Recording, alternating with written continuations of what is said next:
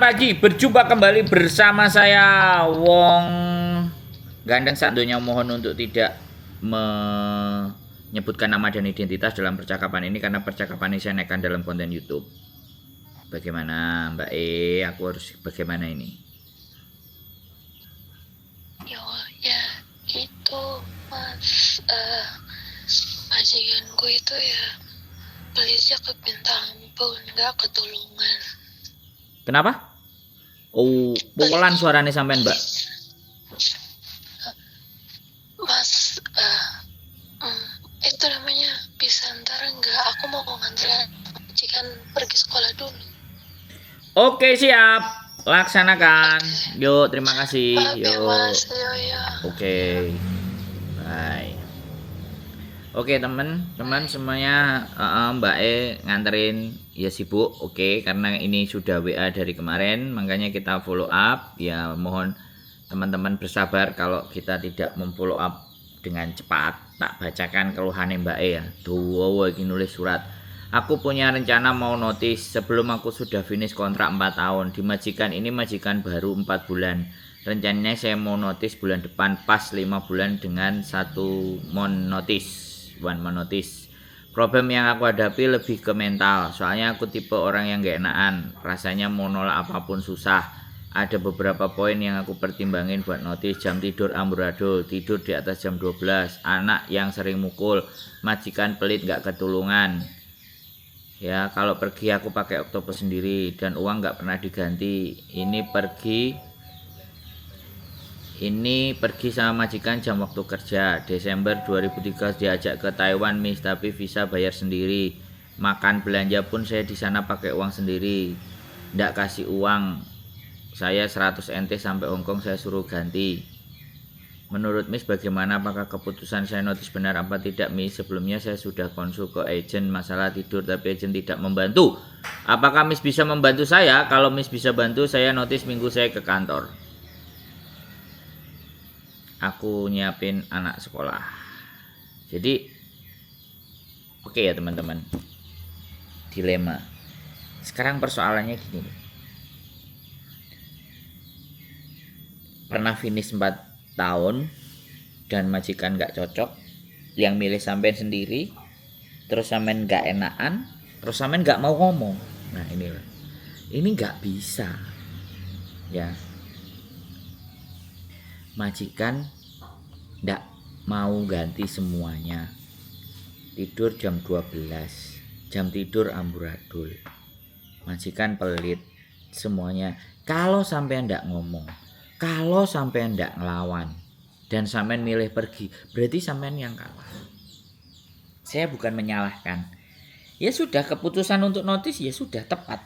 Tapi kalau seandainya nanti ketemu majikan dengan kelakuan yang sama, apakah kita juga akan notis lagi? Besoknya lagi ketemu majikan yang karakternya hampir-hampir sama, apakah notis lagi? Maka sampean akan notis terus gitu. Satu-satunya jalan dan satu-satunya cara, sampean harus berani ngomong, sampean harus melawan. Nggak salah, kalau nggak dikasih ya sudah, nggak usah dianterin.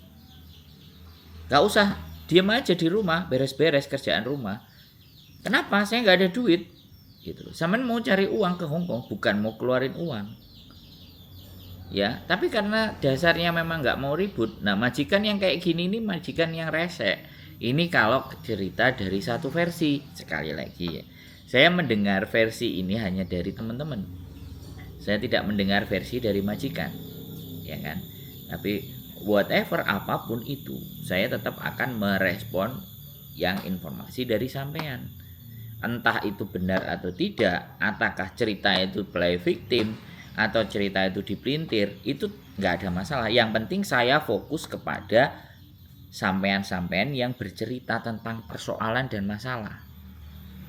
Ya kalau memang sudah dirasa nggak cocok dan nggak tepat, ya sudah, kelar, kita pecat majikan, ganti baru lagi. Tapi kalau nanti giliran nanti ganti majikan baru lagi dengan sesuatu yang sama, artinya semua tipe orang Hongkong ya hampir-hampir mirip dan harus Harus apa yang harus dilakukan itu yang paling terpenting yang sampean harus ngerti.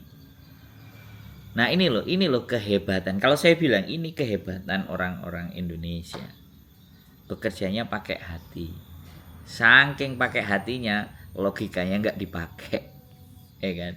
Lah piye lah ngomong gak enakan. Nah, terus piye Jal?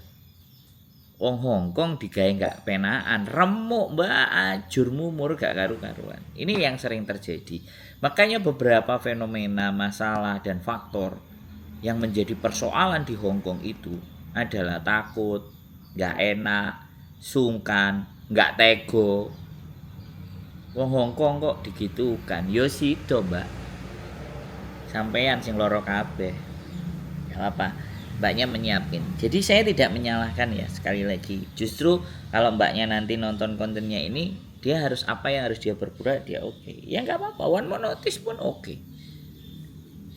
Ya kan? Jadi sekali lagi, ya ada kalanya di majikan itu kita nggak mau ribut, kita yang mengalah. Ada kalanya kita yang ngegas juga boleh. Kalau udah yang ceritanya seperti itu dan benar adanya seperti itu ya digas aja kalau saya. Iki aku sekolah ngeterno anakmu aku nggak bawa patah dong. Aku nang Hongkong aku bisa bayar dewi. Nah, persoalan kerja terus diajak ke Taiwan dan suruh bayar visa sendiri. Sampean itu bisa menolak Mbak semuanya, teman-teman semuanya ya. Visa kerja sampean itu di alamat majikan.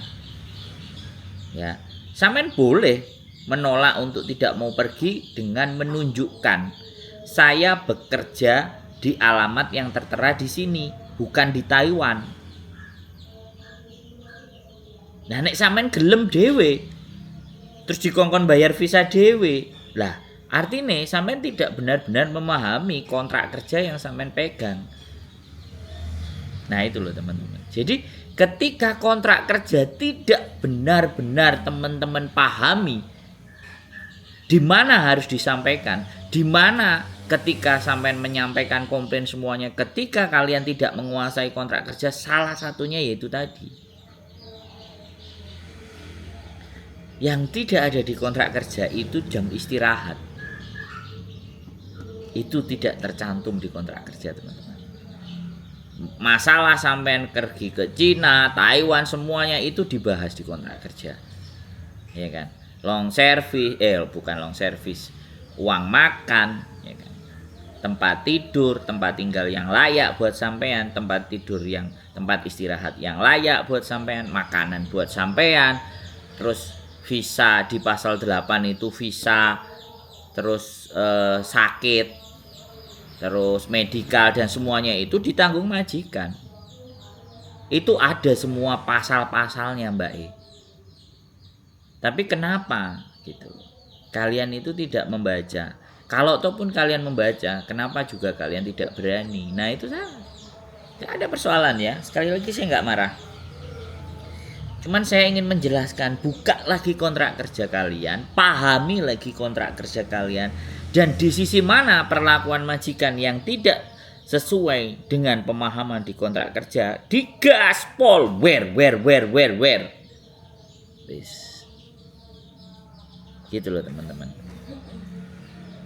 Gak apa-apa. Temen semua cerita sama saya gak apa-apa. Jadi sekali lagi buat teman-teman semuanya, penting bagi kalian untuk memahami kontrak kerja. Aku nggak mau baca, aku nggak mau. Aku nggak mau sama ngomongnya. Ya, pahami. Ya, nek mau cotok belum tentu mlebu, tapi nek pahami itu moco itu otomatis. Nek gak ngono ya nonton kontenku kan. Gampang sekali. Ya, sekali lagi keep stay tune my YouTube channel and see you next video. Bye bye.